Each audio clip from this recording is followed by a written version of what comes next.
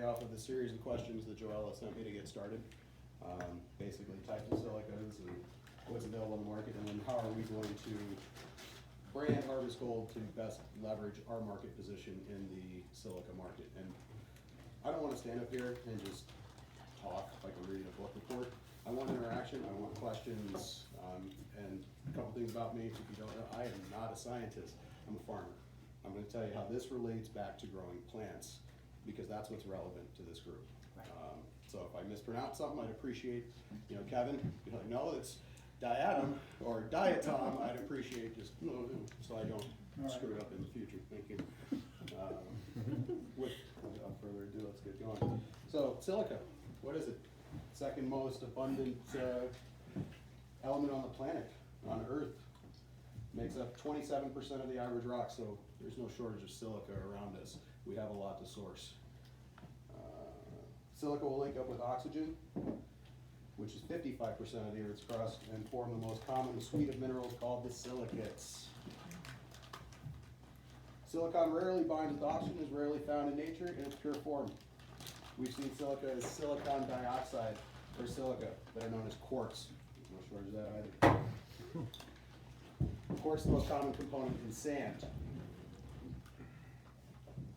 Potassium silicate is inorganic. So all of this stuff here, save for two of those products, potassium silicate. That's the base for all of these soluble nutrients, is potassium silicate. This is something that we've created in a lab, and it's cheap and easy to synthesize. Silicate can be synthesized by treating silica with a potassium hydroxide, and this solution is alkaline. It's going to affect the pH of our soil and our plants. That's something to consider when we're actually packaging the product, is what is this going to do to the alkalinity of our soil, to our hydroponic solution, to our nutrient solution, and then what's the effect that it's going to have on plants. For my research on Garrick's analysis, these are all just a potassium silicate. Some of them, the orthosilicics and the monosilicic acid, which are going to be the OSA-28 and the Facilitor, have a little bit of extra boron. And when I had a chemist from Roche put all this stuff through through GCMS, through a gas chromatograph, he said production costs on any of them aren't going to exceed more than $30. Even that OSA-28 that has a price tag of $1,000 a gallon, about $32 to produce. Wow. So there's nothing that makes this product any more special than this product right here. This one right here has a $400 price tag. This one right here and this one have about a $12 price tag. We'll get into that a little bit later. So when we're talking about agricultural and horticultural practices and what these do to a plant, they strengthen the plant tissue, and by strengthening the cell wall within the plant. So you end up with a stockier, hardier plant. When I go to sell a silica product to somebody who's never seen one before and I'm explaining it, so it's going to reduce your internodal spacing between your new growth, and it's going to create what I call gorilla knuckles that grow at the internodes. They actually form a fibrous tissue mass right at the internode. It makes for a hardier plant, one that doesn't need trellis netting, one that doesn't need bamboo when you actually go into flower. So your labor costs are mitigated by using a silica product. And I'm able to sell on that point right there. Any questions thus far? Feeling like a book report. Much more entertaining than that. You feel like a book report. So yeah, these rigid stalks in the cell wall, they ensure the plant system's tolerance to environmental stresses such as heat, cold, and drought. So regardless of the climate that we're trying to sell the product in, we should have no problem. If you're in a cold climate, this product's going to help you. If we're in a hot climate like we are here in Arizona, this product's going to help you. So from that standpoint, easy to do. Silica dioxide is another name for a silica. It's just an oxide of silicon, most commonly found as nature as quartz in various living organisms. All right, so silicic acid, which is what the OSA-28 orthosilicic acid, Facilitor are comprised largely of. It's just a general name for a family of chemical compounds containing silica attached to an oxide or hydroxyl group. This was first invoked in the 19th century. Fun fact about silicic acid. It's thought to be produced by a non-biological process called hydration. And since no organic silicic acid has ever been purified, the reactivity of these species is inferred rather than observed. So we're not 100% certain how this product works. So Expensive silica markets, most expensive silicas on the market are a combination of silicic acid, molybdenum, and some significant concentration of boron. It seems to be that boron is having an effect on the plant system, and I haven't had a chemist explain why that is. Is it working as a synergist? Good question. I don't know. I really don't. It That's could. the only way I can see doing it, is working as is synergizing with silica. And this is where the scientists come in. This is where, and then we actually play with the boric acid content in the product and grow it and see how it works. Let's see. OSA 28, Facilitor, Power Sire all contain combinations of those three in different percentage concentrations. That's it. The guaranteed analysis is just simple, different percentages of concentration. That's it. Nick, I have a question. You said Sure thing. silicic acid, boron, what was the third one? Molybdenum. Molybdenum. Molly. M. Okay. Make it easy. Yeah. Molybdenum. Molybdenum. Got it. Amorphous silica, and these are all key words that you'll see on every one of these packages. Amorphous silica, orthosilicic acid, monosilicic acid, highest levels of silica dioxide on the market. Same crap. It's all the same crap in those bottles at the end of the day. So just different, like, dilution rates? Different concentrations. One has an oxide group attached, one has a hydroxyl group attached to it, but at the end of the day, we're talking about the same thing. Amorphous silica, better known as opal, basic precursor for glass. This would be what they have in their biogenically available silica. It's available from, I think, GrowSil or GrowSci, one that we did not carry at the store. Let's go through some of these brands. Are there any questions about like definitions of what any of these things are? I have a question. Are they, is every one of them a liquid? No. Azomite, Okay. the raw silica, are granular. There's another one that you asked me Granular, about. like powder? Montana Sci was another one. Uh-huh. That's a White powder? A white powder. crystalline. Oh, what about the, that one we saw that was derived from Zeolite. the, no, from Zeolite. the rice hulls? Yep. No, that would be the Grow-Sil? Oh, that's the GrowSil, yeah. Yeah. Okay. So I'll go through the list that I have here, and then I actually did some research on those other brands to give you some background on them. Let's start with the Botanicare, and I kind of went by the lower tier products because there's not a ton of in between with these. Yeah. There's, low tier in the, $10 to $30 range, and it's like, it just jumps up to the 150, 200, 300. Yeah. What do you mean you're getting $400 for a liter of Facilitor? That is crazy. No joke, we bought this for 2 years, 1 liter a week at our dispensary. Our production costs were through the roof. Our price per pound was so exponentially higher because we were using just that product. So all I did, I took that out and traded it for this. Got the same results. There wasn't anything that was special about that Facilitor. Do each one of those have specific instructions to make Yes. them work the best in their environment? Every manufacturer is going to tell you their product is the best. And they're going to say that my way of using it is the best. That's just the way that it is in this industry. The way that we apply this is going to be the same pretty much across the board for the products. We're going to administer it to the nutrient solution, let it percolate for a good 10 minutes to 30 minutes, make the water hydrophilic, and then we're going to add our nutrients. That's how we're always going to do it. The problem, if we were to do this out of order, and when I sell this, I explain it, I start like this. I say, you cook? You cook? This is a real question. You ever make No, never. tacos? All right, so when you make tacos, there's an order that we go in. If we just throw shit in the pan, we would end up with a bunch of shit in the pan. It would be a mess. So we will take the onions, and we're gonna brown the onions, we're gonna caramelize them, and then we're gonna go ahead and we're gonna add our ground meat in there, our veggies. And then over time, we're gonna build this recipe up. The same is gonna be true when we build a nutrient solution. If we do it out of order, we get issues. I'm just gonna leave it at issues. But specifically, if we were to like add any one of these, a potassium silicate with calcium magnesium, which you are almost unequivocally going to use in hydroponics, because most solutions are void of calcium magnesium. If you're using things like cocoa or something that isn't buffered, you need CalMag. Problem with that is silica and CalMag do not play well together. They will precipitate, they will chunk up in the reservoir, and then they'll create something that's phytotoxic. It's not safe to give to your plants. So we want to be administering this in the right way. The same way that we want to administer the Harvest Gold in the proper way, in the proper ratios. So whatever that packaging has to look like to reflect what's going to give the best results for plant production, that's what it is. So Silica Blast.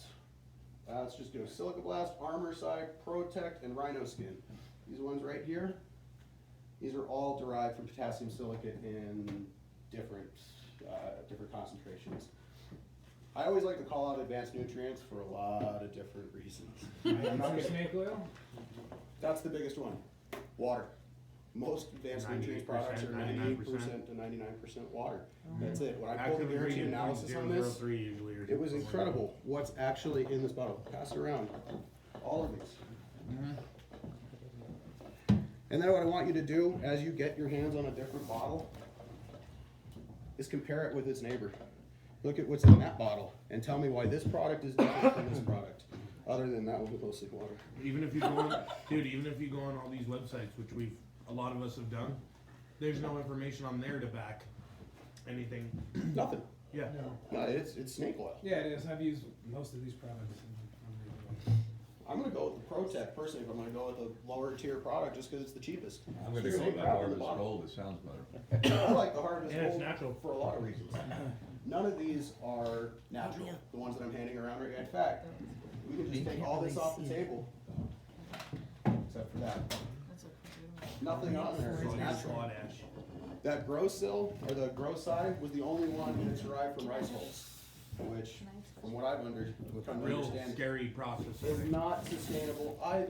Yep. They sell their product on the basis of sustainability, when in fact it's actually doing real detriment to the environment. I heard it was really bad to process. I don't know the exact process they're using, but I heard it was really chemical driven. The same with cocoa. You know, we've been sold for all of these years that cocoa is a much more sustainable solution to sphagnum peat. But at the end of the day, the way that they're sourcing cocoa isn't sustainable either. So, you know, damned if you do, damned if you don't.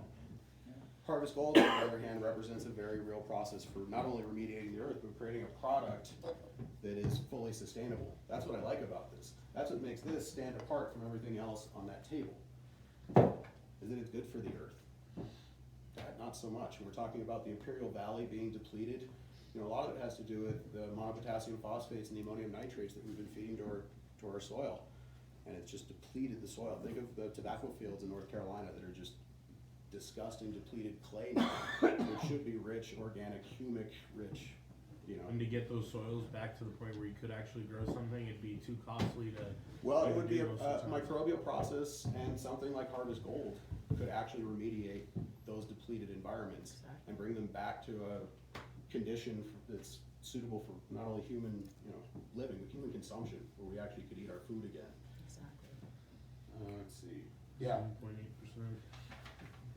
same thing with the Mad Farmer. It's the same stuff in that bottle. All right. If we're talking about mid-tier, yeah, let's go straight up to high tier. Just go right on up. It's these ones right here. The Europonic silicate's gonna be in the lower end. With this OSA 28 and this Facilitor, the Power Psi, Yeah, no. by and large, the most expensive products that I sell. This is probably the least concentration so I've seen so far out of these ones. So I'm looking Absolutely. through it. It's 0.15 compared to the 7.8 in this bottle right next to Oh. it. Precisely, it's water. That's why that's what I've been requesting is like all these products to have like a cross to where we can say, you know, this is where you build the value in ours compared to this, and this and the other thing. Not only for all our other benefits, but the actual silica content in comparison.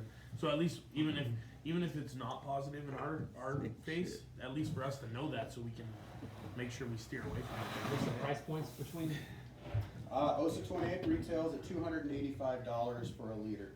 Yep. Aptus Facilitor liters for $474. So that's For this- similar to the Power SI prices, right? Power Psi is $196.43 a liter. How much do they tell you to use? Like, Half a mil per 3 gallon. milliliters per 5 gallons is the dilution ratio, so it's minimal application rate, Yeah, that has especially comparatively with some of the other. So this is- What does it cost average per plant if you use these products?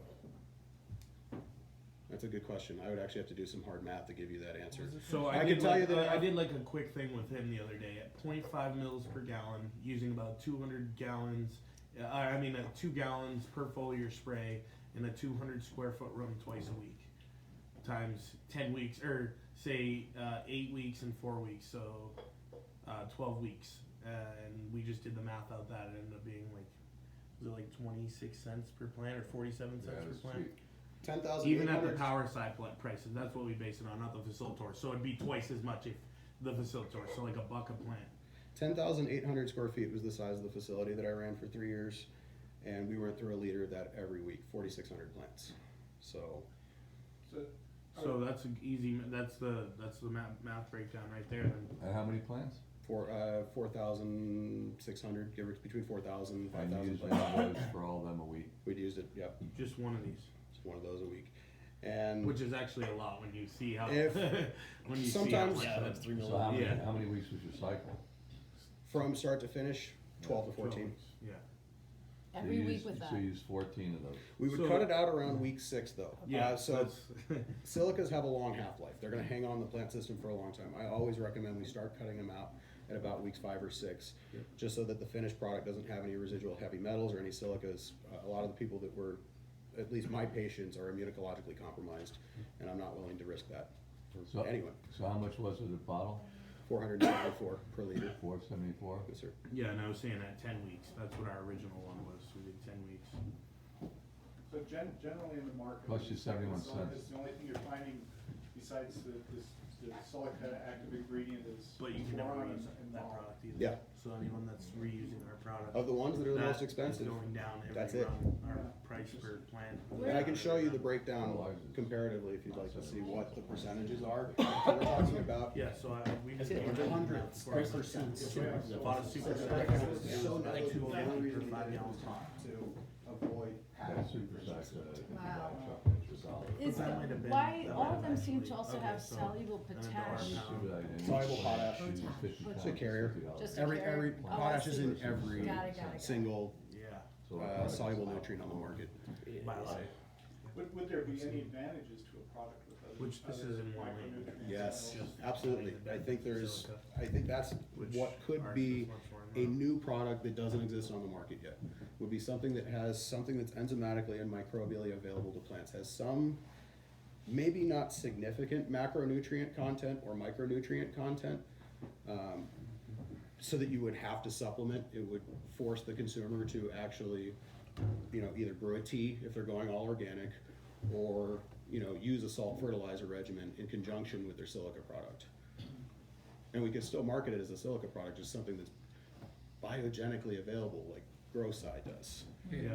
The only reason that GrowSci is biogenically available is they use rice hulls. So, That's what qualifies them as biogenically? rice hull is considered a very 99% amorphous silica, so it's mostly sand and quartz. Yeah, it's essential. Yeah, this is chemically, biogenically available from rice hulls. Interesting. So if we were to add something that has micronutrients or is microbially available to the plant, Yeah, we can say that it's not only organic, but it's, that's why I said fortified it with mycos. Yeah. Azos. so an azobacteria, If you fortified it with a myco or an azobacteria, you'd be good to go. and we can grow mycorrhizas here. Yeah, It's a that's fungus. easy. I mean, look at the water there, we can. We can grow that absolutely really grow easily. mycorrhizae. Probably already ground in there. It probably Probably, is. yeah, if we looked in there, we'd probably find, So, Glomus introdices is the most common strain of mycorrhizae. yeah. Price point's about $12 a pound for that, or Rhizophagus introdices, and then an azobacteria is a little bit more expensive, but So what's Even that for- Michael Jordan made out of?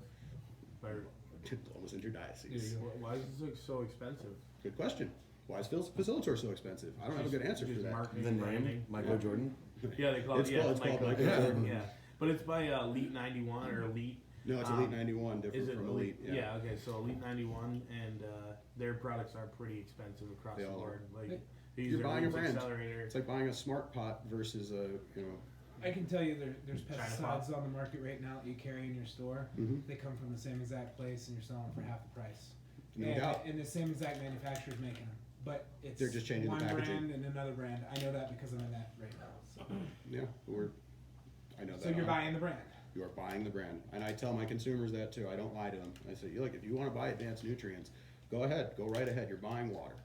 I point to the shelves, they're all water, and salts, at the end of the day, it's just in different That's concentrations. why people are starting to do their own dry Yes, salts a lot. and of it's times. also why people are doing teas and are starting to revert back to our old ways of And farming. no-till- that seem to work no-till? really- No-till is huge, Which which when I are brought the the- azomite, so that you could see something else that's, has a similar action on plant systems as, silica.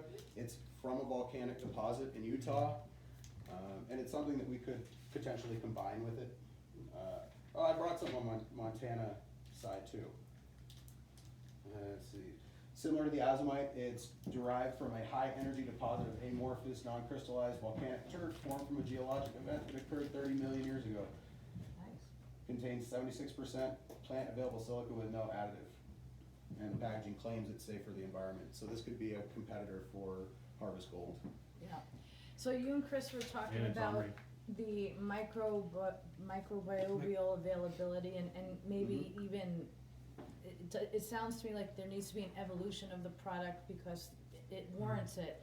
But how about right now? Like, Or a secondary product. Or a This could be second- an exactly, entirely of new course, product. I of think course. Harvest Gold has a place by itself as a standalone silica product. okay, But And I- you can get a lot more stretch in a smaller package with the mycorrhiza or an ASA than you can with the Harvest Gold Silica True. sand product. For sure. So then you're selling the smaller packages, right, and your And the cost. price point Yeah, could increase exactly. too as more labor goes into it. And you're building the Production basket, and cost. for you as the store distributor, you're building the basket because you're selling two products at one time. Yep. The sustainability question and how it's produced, and kind of looking at cradle to grave sustainability, how critical is that for buyers in this market?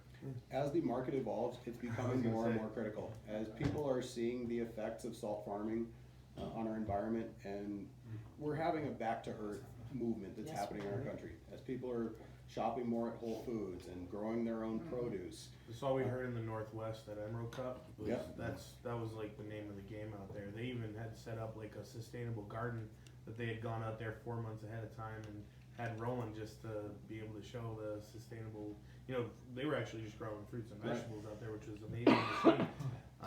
But yeah, that seemed to be the word. There is that's what everyone's looking for. Well, and Using ground something you coverage mentioned and early nutrients. on, that this is from a mine reclamation project where Montana saw it and the Utah project is fresh mine. Right. So you're basically building an open pit to make a sustainable product, does that make sense? Yeah, same with the rice hulls. They claim to be biogenically available and sustainable, but in reality, the process by which they're sourcing their product is anything but. Yeah. So. We to should make do more that- research on that as well to see what's actually going on with that, so we know. Yeah, and About that. call them out on it. And what, And look, this is real remediation that's happening in real time at a real mine. I think, And yeah, and I've never been somebody who thinks you attack a competitor directly, but what you do is you think, okay, you're saying sustainable, here's real sustainability. yeah, proof is in the pudding. You show it. Yeah, that's why we have no problem showing our mine and stuff on videos because Absolutely. we're not. It's a natural mine. I mean, it's. It needs to have those tailings cleaned up. We're going beyond just, taking the mine and making it useful again. We're making the earth better again. We're the only ones that are doing that. And that's a huge selling point, I think, from a marketing standpoint, as we see the evolution of consumerism in this country go towards, organic. This is gonna fit right into that niche. yeah. So how much is the azomite? About $7. Cheap $7. And how much is in there? For what? for a 6-pounder. So 6 pounds, and is there a bag inside that? Yeah, there's gonna be a little liner in there. You know what, another thing this company does that I wanna point out here as I pass this around.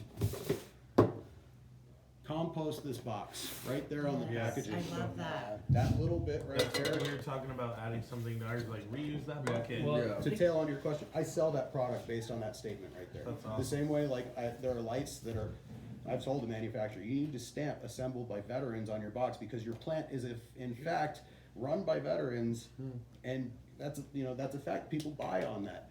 So we've changed packaging based on That's awesome. the people who are assembling the product, because it makes you feel good at the end of the day. I buy stuff from veterans. Taking I'm a it- veteran. taking it out of the category, if you look at the rodent category, the number one selling rodent is tomcat, and it's because it's made in the US in Wisconsin, and people buy it because it has the United States flag on it, it says made in the US. Yep. And it's made by veterans too. Yep. So it's a two-sided coin, so people pay $5 instead of $2 just because they get that American flag Dude. made in the U.S. with veterans. How about New Balance shoes? You could buy the exact same pair of New Balance shoes for $50 or $85, but the ones that are made, the $85 pair is made in America, but the exact same shoe. And if we're looking at a global market, and we need to be thinking globally here, the biggest consumers of American products is China. China buys a lot of American products. So Made by Chinese veterans. Good, we buy a lot of Chinese. we do buy a lot It of can be the Chinese. only thing we lie So about. those buckets don't say reuse. They don't yet. Not right now. No, we that- we that have to was get a on sticker the- for that, right?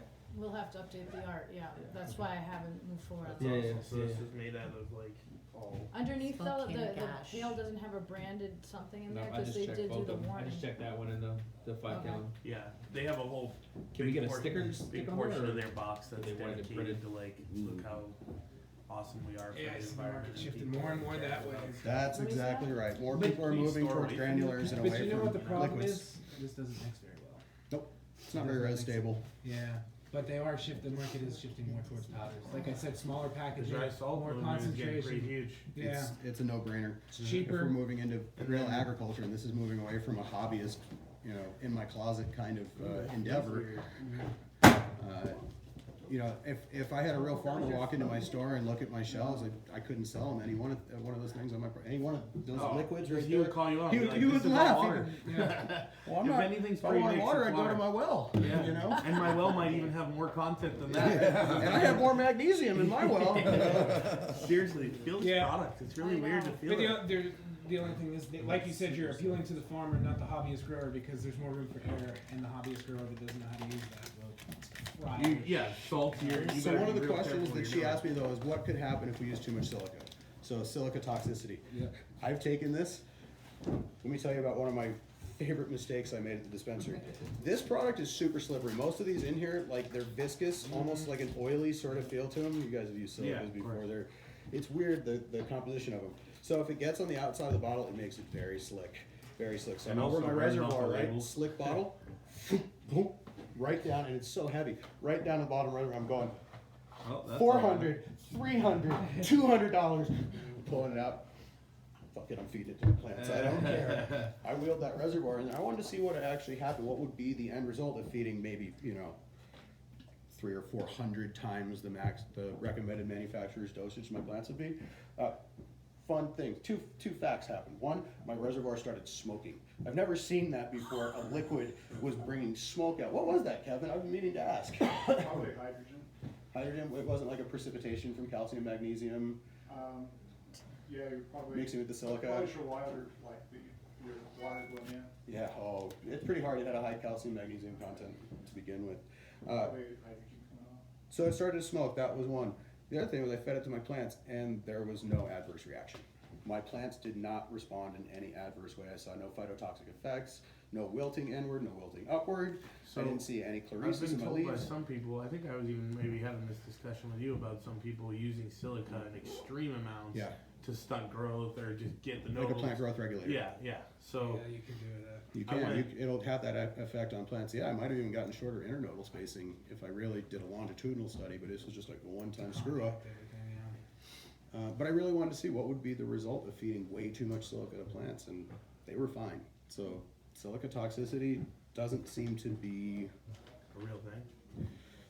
anything to be too afraid of. I'm not too worried about telling somebody, well, if you use too much of this, you're gonna kill your crop, which is what I have to say for most products. Yeah, I was gonna say there's a lot of things. That There's will a just lot of disclaimers I have to stay away. give for everything that I So sell. is there such a thing as silica burn? Cause people have brought that up. Yeah, I've used silica and it just burned my plants. I'm like, You're already oh wow. spraying it on the leaves at that point. Right. Yeah, Is that's it your exactly lights the on? full- Yeah, put their lights on so they How- get lights the on. That should be your magnification first of that. question is, how are you applying the Yeah. product? If Yeah. you're applying the foliar, yeah, the stomata on your leaves, you're gonna have more of a chance for your plants to burn as you apply it in a foliar application. Right. Phytotoxicity is real in any product that you use foliar. Absolutely. But the other thing I heard was root burn. Like, is that Prove even it. a thing? Yeah. Should prove that. Silica. The causes person who root tells burn? me they've got root burn, I'm like, can I see it? Yeah. Pythium, but that's different. That's I think not- this is gonna have a positive effect on Pythium. I'm holding the wrong product here. I think this is gonna have a more positive effect on things like Pythium Yeah. than will this. It's gonna create more of a favorable environment for ribosomal growth and a Right. less favorable Yeah, environment for exactly. Pythium. You And, could see you know, that, yeah. What is Pythium? root rot. Root rot. It's yeah. just a bacteria that When eats you're away at- your roots. When you're adding that much aeration, you're bound to not have to deal with that, right? Right. I mean, that's And that was thought. my fear with adding the bottom layer Yep. on those pots when I went into the study, was Mhm. having on the bottom and the top and then plastic in between as a barrier. There's Oh, of no course, yeah. oxygenation happening to my rhizosphere. You know, Pythium could have been a reality in the study. I didn't want that to happen. The full mixing is definitely the way to go. Just so what I've even seen in the short amount of time we've been testing. On those grow studies, again, proof's in the pudding on that. You can see that the plant on the right has more explosive roots, more vigorous growth than does the plant on the left. Canopy growth is pretty similar, but ribosomal growth is superior in the Harvest Gold plant. Well, pretty once they comfortable in start saying really pulling a lot of newts once they're in flower, that's where you're really going to see. I'm excited to see that. I'm the- gonna go the- into flower on Sunday, so I gave it about a 3.5 week veg period. Perfect. We'll be right around the same time, so, So we I might should, be a day before you, but if you want to set it up on the same So day, we can. just Sundays are my flower day, cause Yeah, I've try got to 7 follow. rooms. It's just easy for me in my mind to go, Sunday. Yeah, there you go. Something And exciting. enhanced root structure, you're just gonna try to pump them with newts now, right? Double the dose. Yeah, I'll increase the parts per million on my nutrient solution. Right. I'll switch to the resin D a little bit. What are you going to increase on the one that has more roots and the one without They're- more roots? the only thing that's different in the control and the variable group is the Harvest Gold. That's it. The plant A No, and but where B. he asked if you're going to increase parts per million. on In the your total nutrient solution, not in the ones that are receiving Harvest Gold versus the ones that aren't. That would invalidate the study. Well, yeah, no, I get that point. I was just saying on both ends. See if you could push it in on both. You On know. a different test. That You might say be on a something different else. test, you push parts per million, the same parts per million, but you push them both harder and see how the reaction works, right? Can do that. You know, you get what I'm saying, to show that the Harvest Gold roots, You you can't know, actually because you uptake have the more nutrients. roots, you can actually push You your can parts per actually million, give so you sure. can actually increase your nutrient uptake and variability. How would I measure that? How do you think I could quantitatively measure that? Yeah, see, that's the challenge. It's, you know, unless I'm taking like a Yeah, I have to- ppm reading every time. Yeah, that is. Or the actually ppm of your soil, your EC, I guess. Yeah, your electro. I would do it as a non-published study though, just Yeah. because I can hypothesize that the roots growing with the Harvest Gold are gonna do better than, Right, The ones right. that No, aren't. but I get what you're saying, but it's I don't gonna wanna be hard. publish something that Yeah. wouldn't be favorable for marketing. No, I get what you're saying. It was just a thought. Yeah, but if it turns out really well, it could be replicated. We can Yeah. take the same parameters and replicate them in a published format, or even, you know, take the data, take the pictures, and then go live with the study, you know, after the fact. If it works out well, hey, we did the data. We did the legwork. Yep, and here you go. When you're measuring your ppm in the solution, Uh-huh. are you continuously measuring it or just spot checking as you go? You know, I do it about once a month, but because I'm adding the same concentration of nutrients every time, You know, I can favorably say within 100 parts per million that I'm within that range. My target between 900 and 1200 parts per million every time I go to feed. Yeah, You mean in your soil? in my nutrient solution. Oh, So when I go to mix my nutrients, you know, if I'm mixing, you know, 35 mils of A and 35 mils of B every time, I can say that I'm going to get to my target range of 900 to 1,000 parts per million. Absolutely, and I can measure that with with a ppm reader. You mentioned measuring the EC of soil as you grow. Yeah, Is you can do that. Yeah. You can do that as well. It's a way to see how much nutrients actually in your soil. How much Kevin, salt it's not content very buildup common. you've got. No, that's just like that's something that's kind of up and coming. It is developed, and Grow Blue Your- Lab just developed and released their first soil reader I have it. in the last 6 months. Did you get one? Yeah, I got one. Yeah. Those things are badass. They're badass, and you can still use it for your nutrient Yes, I solution. It's can. good for liquids Oh, that's and for cool. solids. So it's a So dual purpose what, meter. what do the pros look like? on it? It's a long Silver glass probe? probe It looks instead of like a like glass- the bulbous probe that you Yeah, have on a skinny. It starts traditional out thick PHP and then it comes down into a needle. and it tapers. Yep, it Yep. tapers off, yeah. blue, right? With a glass Yeah, probe. they just Yeah. sent me one of those the other day. Yeah, they're badass. Yeah. They are Do you have a powerful. combo meter? You're gonna love Yeah, them. yeah, yeah. Yeah, I have the combo. And I have a few of their pens as well. Yeah. But GrowLink, I just saw those guys at a show there, Smart Bee competitor. Uh-huh. They actually have an EC probe I as saw well. GrowLink when they came out. But we'll see how that works. I mean, their system was Do you guys trash have one? last time I seen it. Do you guys have something that measures ppm No, and, no, no. or pH in real time? Oh, we do. No, we do. We have a Blue Lab Guardian Connect that you can put into Perfect. your for so either it your interfaces fertigation well with other pipes. hardware. Yeah, yeah, Cool. and you can actually even reprogram the ones that are already out there in the world that Dosatron have been selling for years. Yes. And reprogram with our. So I do a lot of Our work system. with the University of Arizona.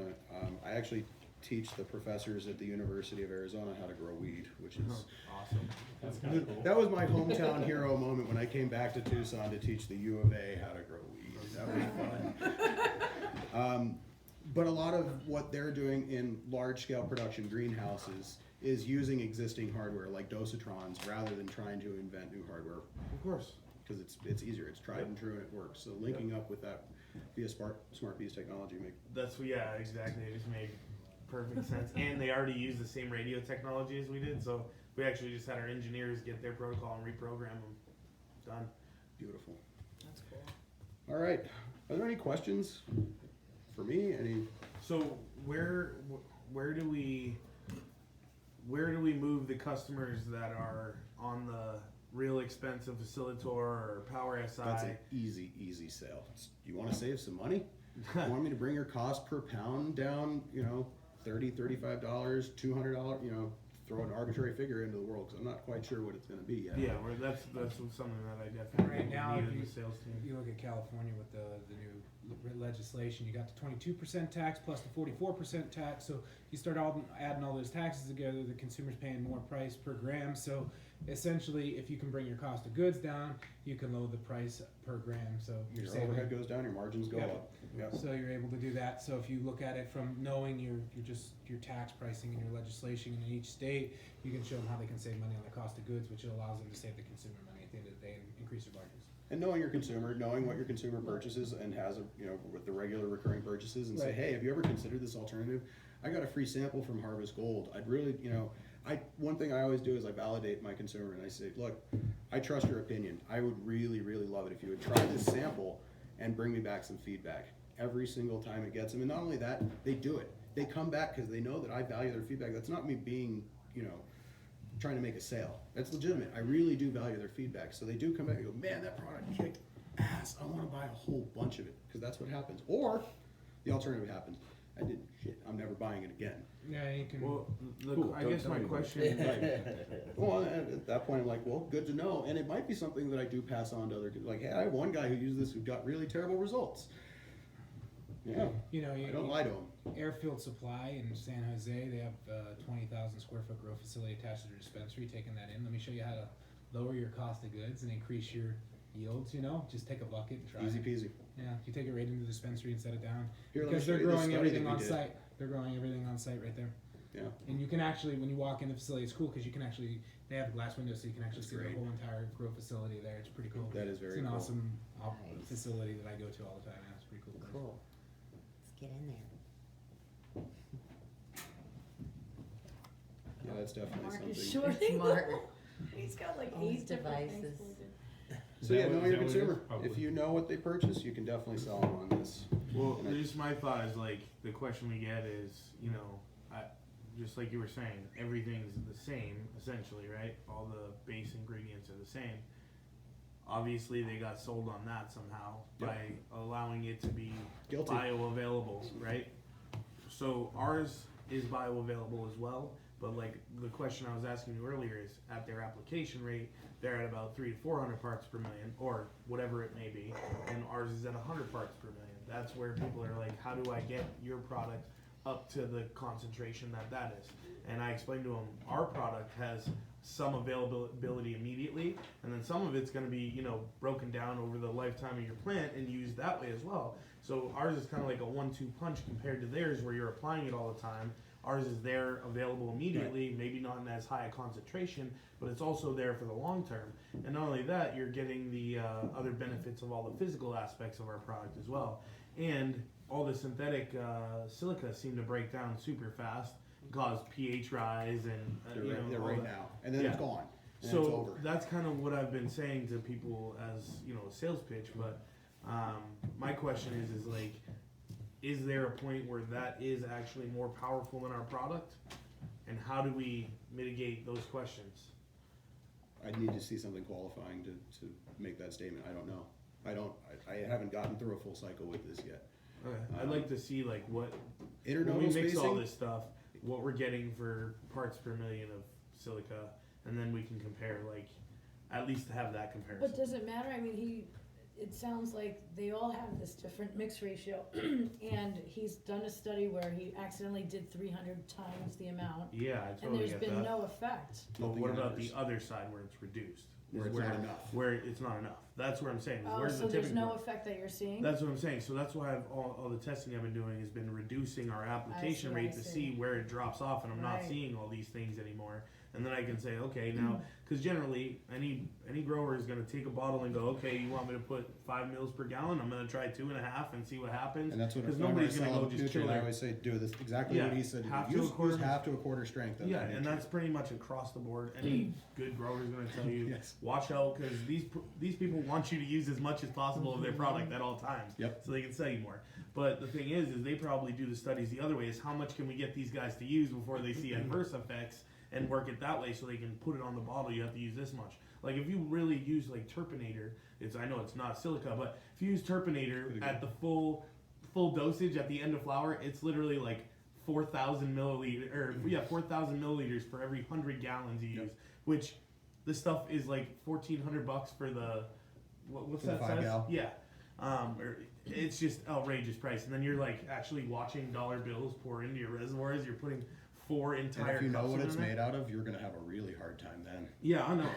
Exactly. That's what I'm saying. So that's where I have to question these things so I can see at least the difference. I'm and I with you. can tell Where the can we customer. find the minimum application rate for this, and then can we make that our manufacturer's recommendation?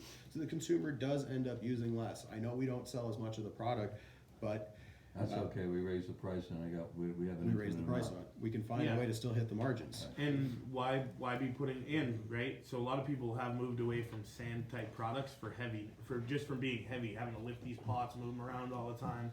And I've Unlike- heard that from a bunch of people. All this other stuff that's sitting on the table, I see this product as having a lot of integrity.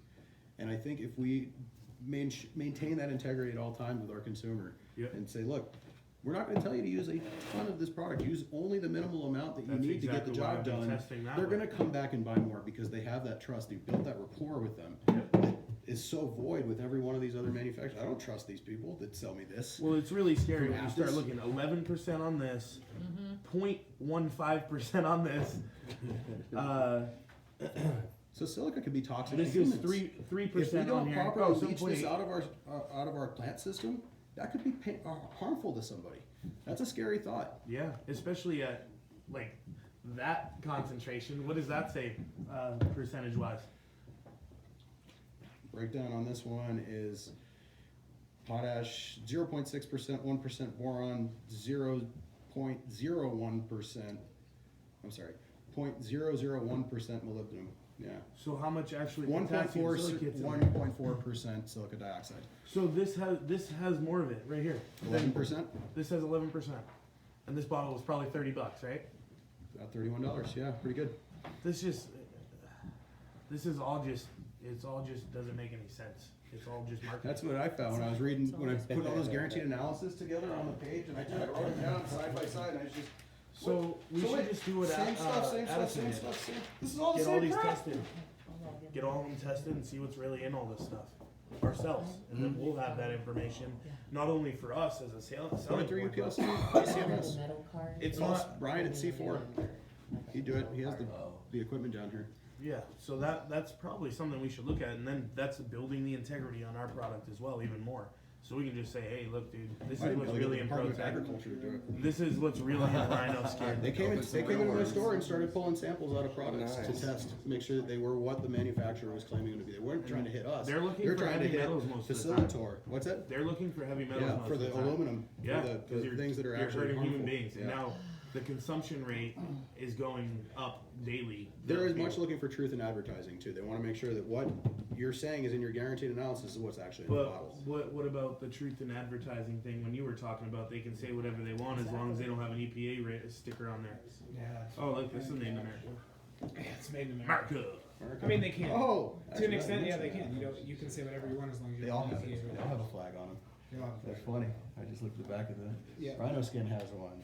Oh, that might Mad be. Farmer Silica has one. We need a flag, guys. Yep. flag. We need a flag. We should just American make this flag. label a flag. the whole thing. Good America, background that's of great. American flag. What's that? I'm just kidding. No, even though Jesus. The sweet EPA American silica.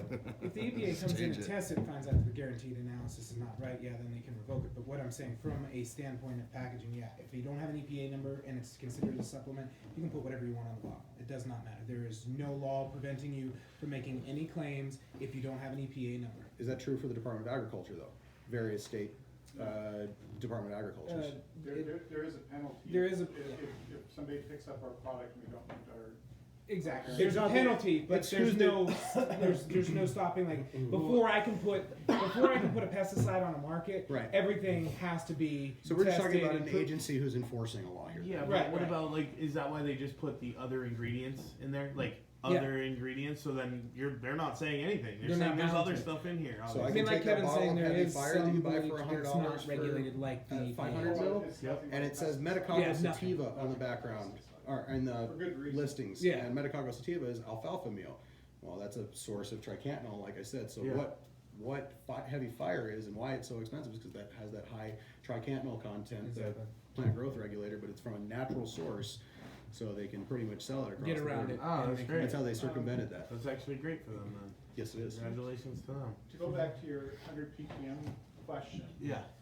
it really gets, because this product is different than what you're putting in a reservoir and pumping through, it's kind of a shift in thinking to get your consumer to think differently about this. I want to shift my thinking into that so I can. Yeah, because you're not gonna be able to measure it the same way, and everybody's used to measuring this because, they had a lot of success with it, but this is gonna be different. And what you were saying with that kind of double whammy is very important. You're improving the structure of the soil, which improves your biology of the soil, as well as the slow release of silica Yeah. the entire time. And if you're going to more no-till trend, even though it'll take time to work through, this is improving that condition of soil over and over, and you're not having to replace it every time. 100%. I got a lot of light bulbs popping in on people's heads when I was telling them about the physical aspects of Yeah. our product, and they're like, "Oh my God, that's how you got the root zones like that." It doesn't even have to do with the silica as much as it says like Harvest Gold Silica, and I go, honestly, our name is Harvest Gold Silica, but that just starts to scratch the surface of what we do. We get into your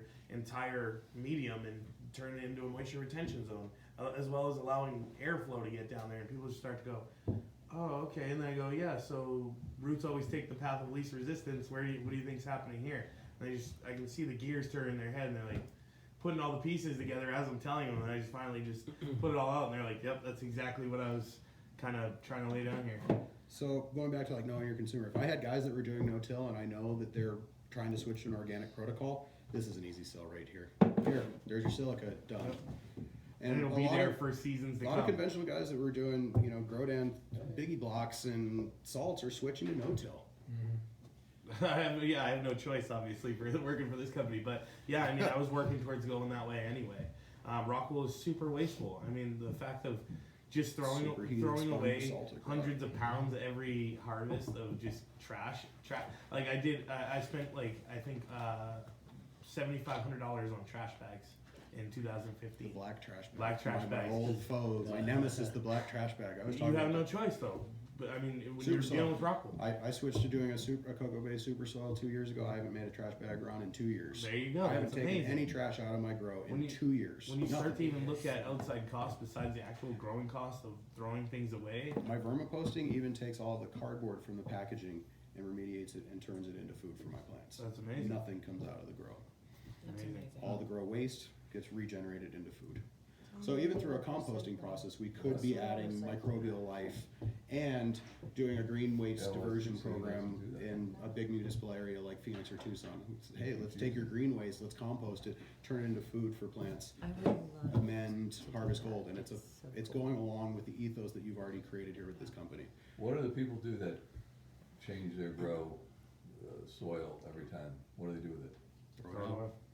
Throw it out. Sometimes they'll take it out to their outside gardens. No, I throw mine in my raised bed. Nobody's thought about recycling it?